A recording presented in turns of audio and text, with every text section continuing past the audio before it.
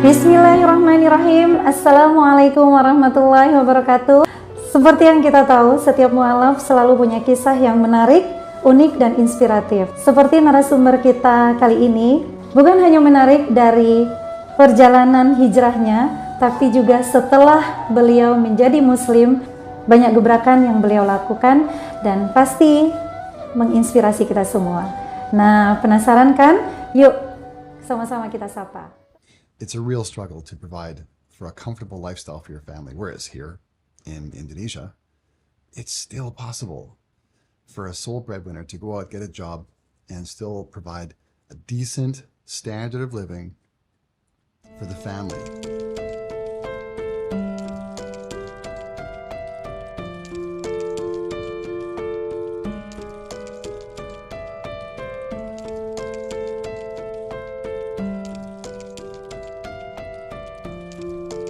Number one is religion. Indonesians get religion way better than Canadians do. In fact, I'm not even sure if Canadians get religion anymore. I think I read a poll a while ago where the most common answer to the question, "Are you religious?" for Canadians was no. Or what's your religion? The answer that was most common was no religion. And we're talking like 40+%. I could be wrong, but people here, they get religion and they're devoted to it. And that's important because it keeps people from going crazy, in my opinion. And to me, Islam is by far the best way to go. I've looked at the other religions too, and Islam makes the most sense. It's the most reasonable. It's the most complete. That's just my opinion. And then I came to that conclusion a long time ago.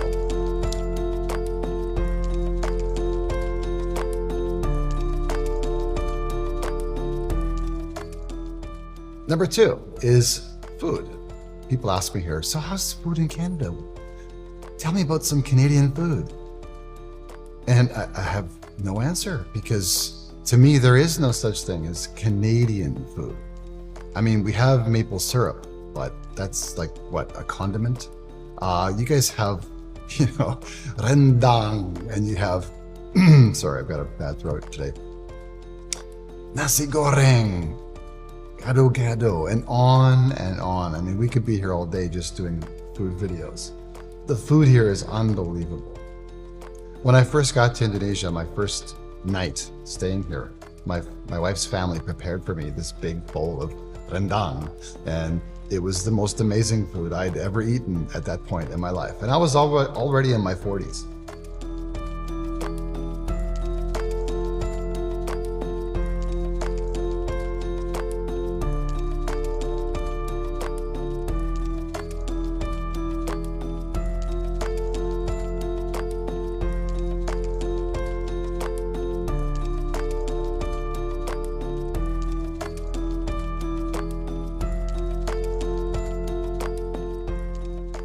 The first reason is to live into a dream that I decided to adopt many years ago.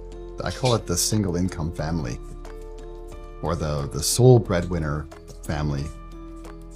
In Canada, that dream died in about 1972, roughly, according to my precise calculations. It's now very common for both parents to go and work in Canada. Both mom and dad, kids, everybody's involved in some kind of activity. So the mom works full-time, the dad works full-time. Not that it was impossible in Canada. I mean, it was doable. We did it, and we kind of just squeaked by. But the expenses became so extreme for things like taxes and accommodation, utilities, transportation, cell phones. It all adds up so quickly that for one income, unless you're making over $100,000 a year, or maybe even now $150,000 a year Canadian,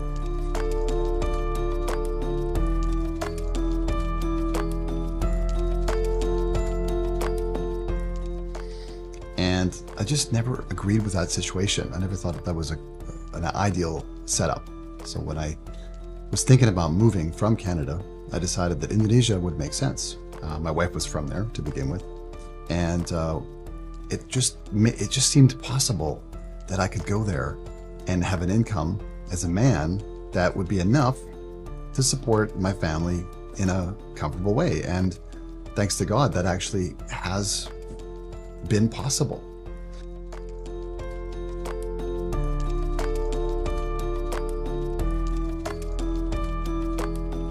In Indonesia, it's still possible for a sole breadwinner to go out, get a job, and still provide a decent standard of living for the family. And I hope that's going to continue for a long time to come. I mean, I want to stay here. I want my kids to be raised here.